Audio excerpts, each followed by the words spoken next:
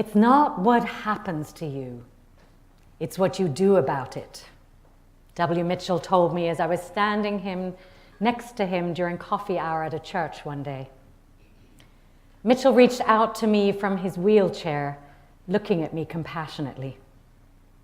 When Mitchell tells you it's not what happens to you, it's what you do about it, you know you can and should take his advice seriously.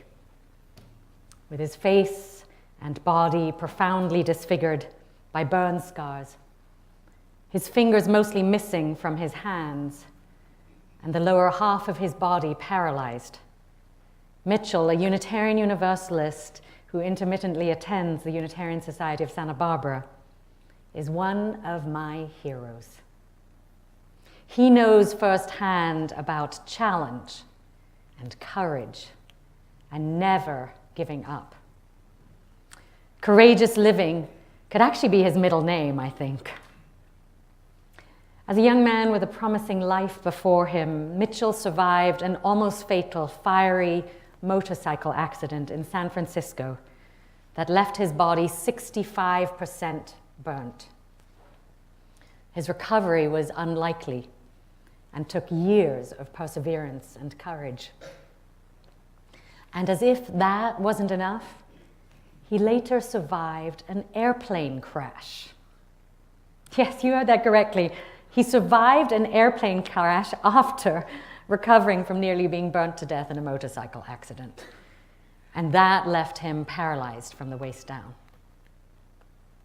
But despite these setbacks, which would have had most of us call it a day, Mitchell went on to become the mayor of Crested Butte, Colorado, a congressional nominee, the owner of a $65 million company, and a world-renowned speaker and confidant of several former US presidents. Mitchell is a man who has not let adversity stop him. His courage and his deep first-hand knowledge that we only have this one precious life to live have propelled him to live an extraordinary life. Mitchell used his pain and tragedy to transform him into an even better version of himself.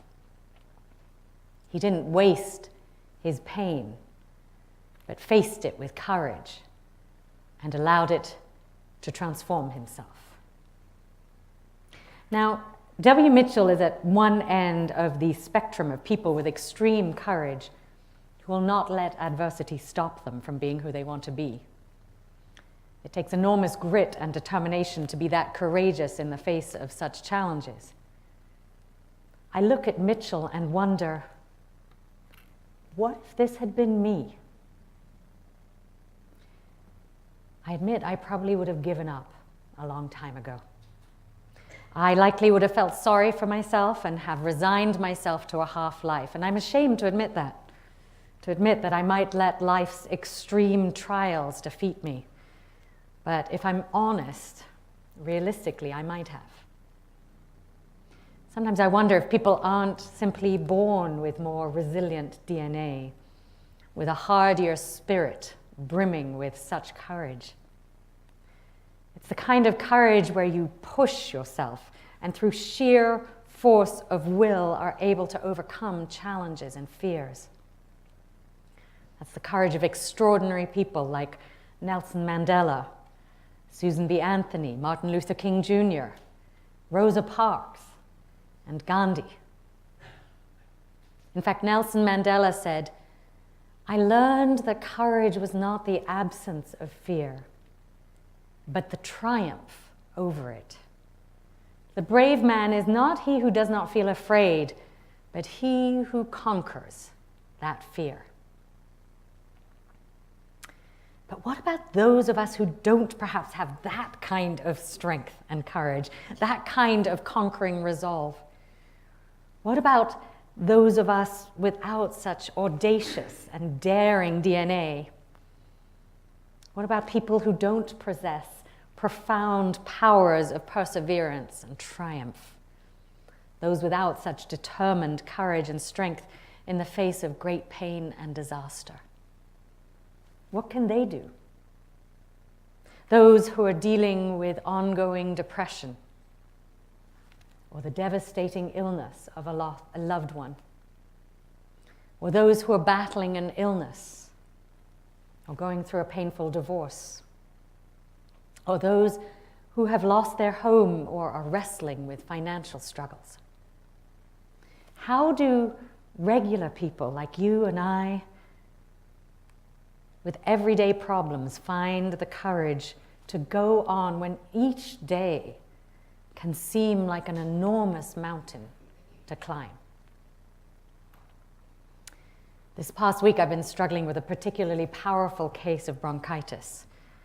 And each night I had such severe coughing fits that I wrestled to get enough air to breathe. It was all I could do not to panic when it felt like I couldn't get enough breath.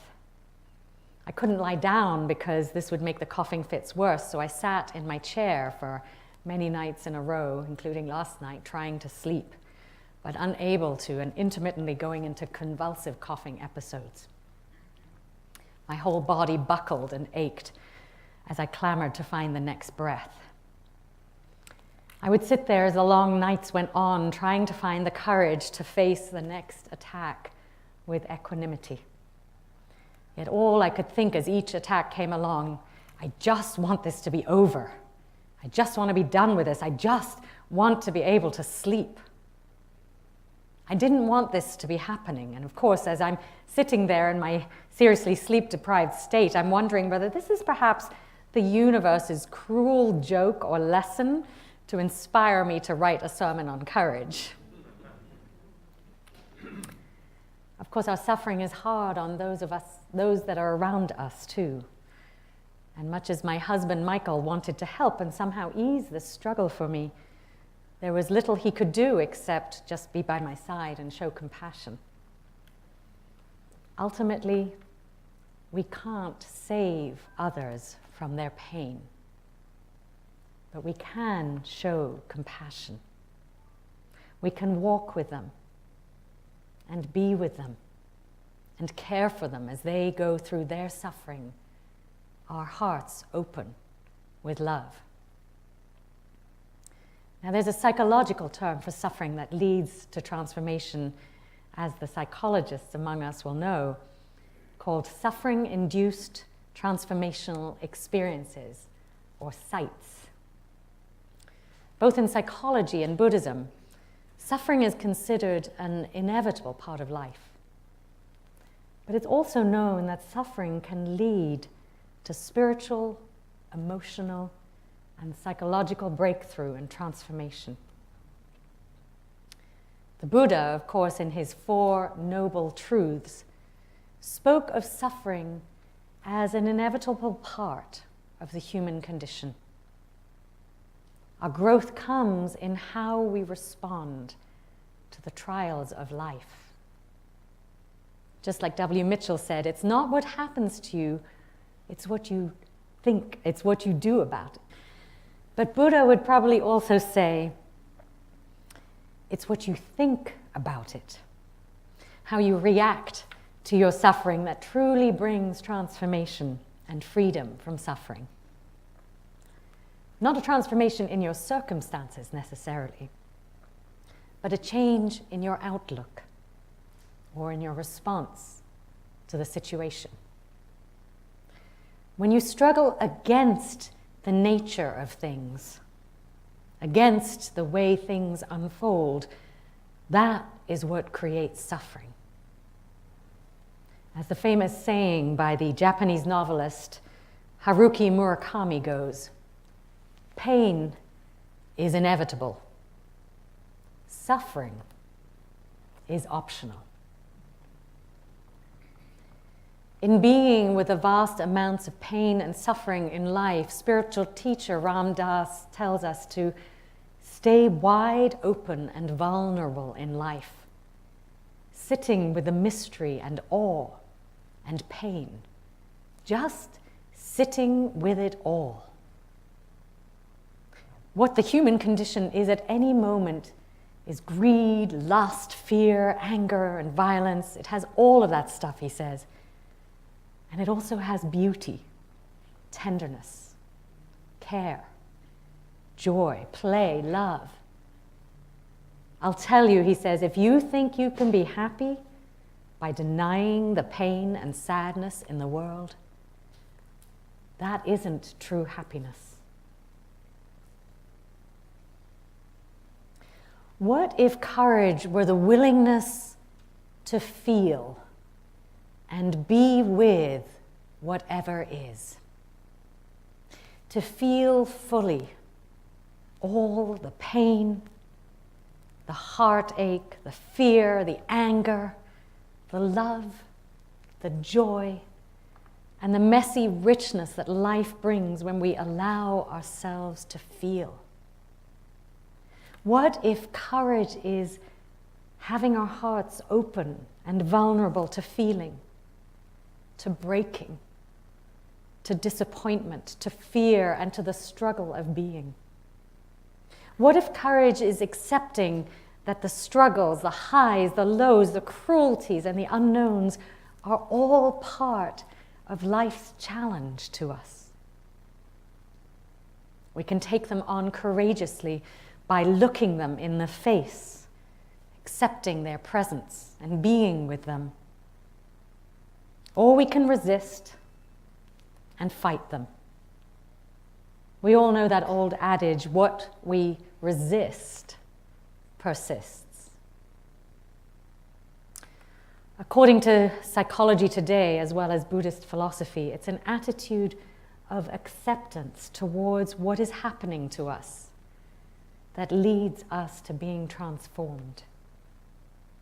When we resist or fight what is, when we think this shouldn't be happening or I can't handle this, we get more deeply stuck in that resistance.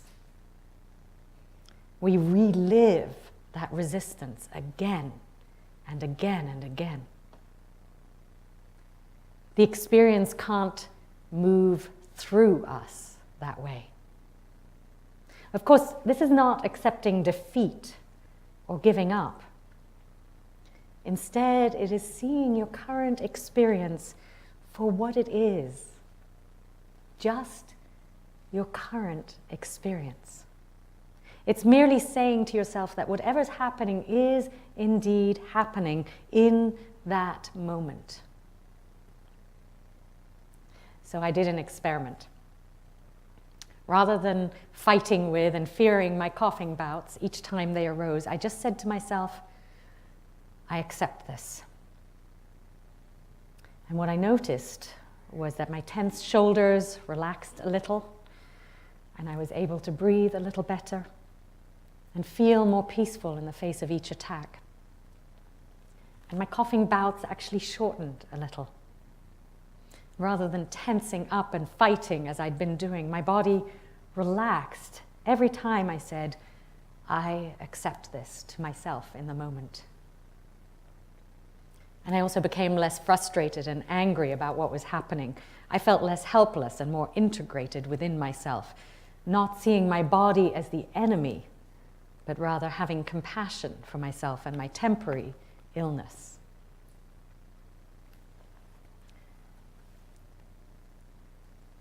Now I wonder whether you'd do a brief experiment with me. I invite you to close your eyes for a moment and take a few deep breaths.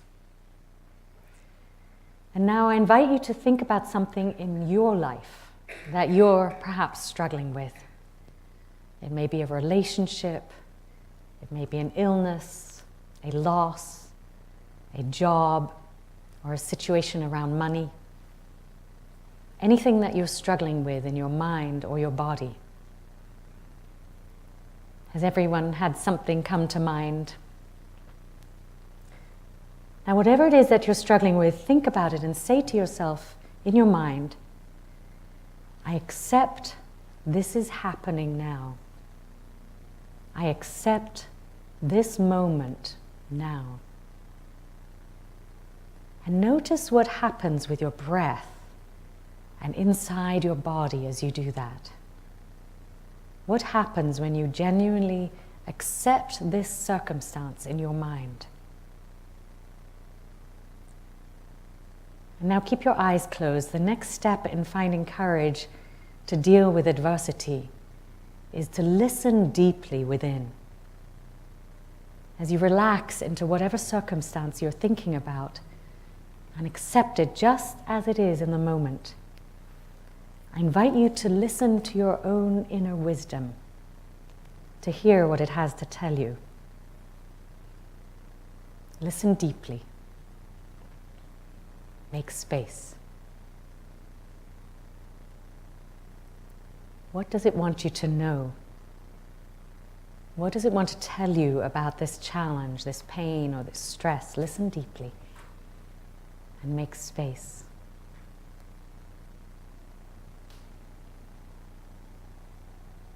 And what does it want you to do next? Listen deeply and make space. This is what meditation is really useful for. And I invite you the next time we do our collective silent time to ask your inner wisdom or your body what it wants you to know right now. Let's take a few more moments for you to listen deeply and hear anything that you should know. To listen deeply and make space.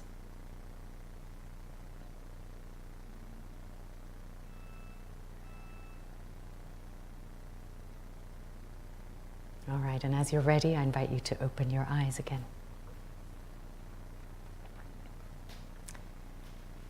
In the Annals of Family Medicine Journal, Thomas Eaton-Guinn writes, "Suffering can be transcended through acceptance, through the creation of new connections with the world, and through finding meaning in the experience of suffering." Now, I talked about acceptance already, but what do they mean by the creation of new connections with the world and finding meaning in the suffering?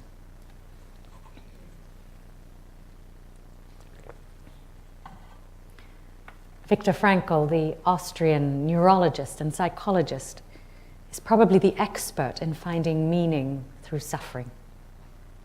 In 1942, and for the following 3 years, he was sent to concentration camps for being Jewish. In his now infamous book, Man's Search for Meaning, Frankl tells his horrific story of being sent to Auschwitz and being separated from his beloved wife and family. As one of the few who was not immediately sent to a gas chamber upon arrival, Frankl was stripped of his clothes and belongings, forced to shave off all the hair on his body, and tattooed with a number. Everything he'd known in his life, his family, his work, his status, his home, his wealth, were all taken away from him in that moment. He was not left with nothing but his bare body and mind facing likely imminent death. Ironically, he recalls that the men who were forced to shower together ended up laughing and joking with one another, finding new connections in this time of difficulty and bravery during these terrifying conditions. But his real triumph during these dark days was somehow finding meaning, even in this situation, a purpose for his life. He believed that finding meaning and purpose for living, even in our darkest hours, provides the courage to live more resolutely than either power or pleasure do. Frankl believed that his particular purpose was to love deeply. And though he'd been put into a different concentration camp from his wife, he held her image and his love for her strongly in his mind. And eventually, after being liberated from the concentration camp, he developed this realization in his theory of logotherapy. His wife and parents were tragically executed in the camps. But Frankl's purpose for living helped him find the courage to go on. This experience of the loss of identity and all that is known is similar to the experience many cancer patients and people in nursing homes have as well. Many times stripped of their dignity and often their hair, sick people are frequently treated like case numbers rather than individuals with full lives.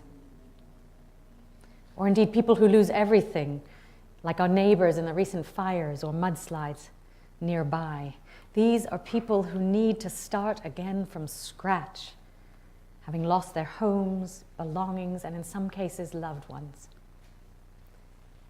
All of these experiences require the courage to face and accept the new circumstances. They require forming a new relationship with the world and with others. And sometimes such circumstances encourage people to make meaning of their suffering. Making meaning of suffering gives it a purpose.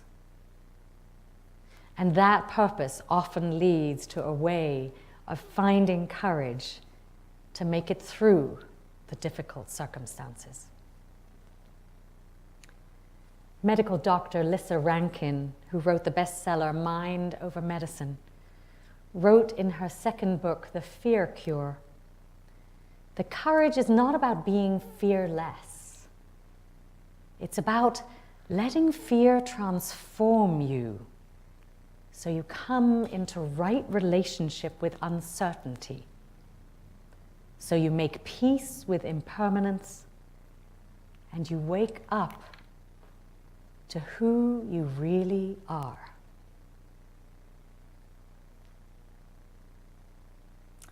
So I invite us, my friends, when we face challenging circumstances in our lives, which we all do at different times, to explore our courage. Now, some of us might have the kind of courage that W. Mitchell and Nelson Mandela taught us about, the courage to keep going and overcome enormous hurdles. And others of us might find a more quiet, gentle courage that comes from accepting what is and listening deeply to our inner voice. We might find some meaning or purpose in our painful experiences. So I encourage you to explore these different ways of living courageously and find what resonates for you. Accessing courage is a unique process for each of us. But ultimately, I invite us to be tender, oh so tender, to be compassionate and infinitely forgiving with ourselves and one another. We're all fighting a battle of some kind. Listen deeply and make space. May it be so.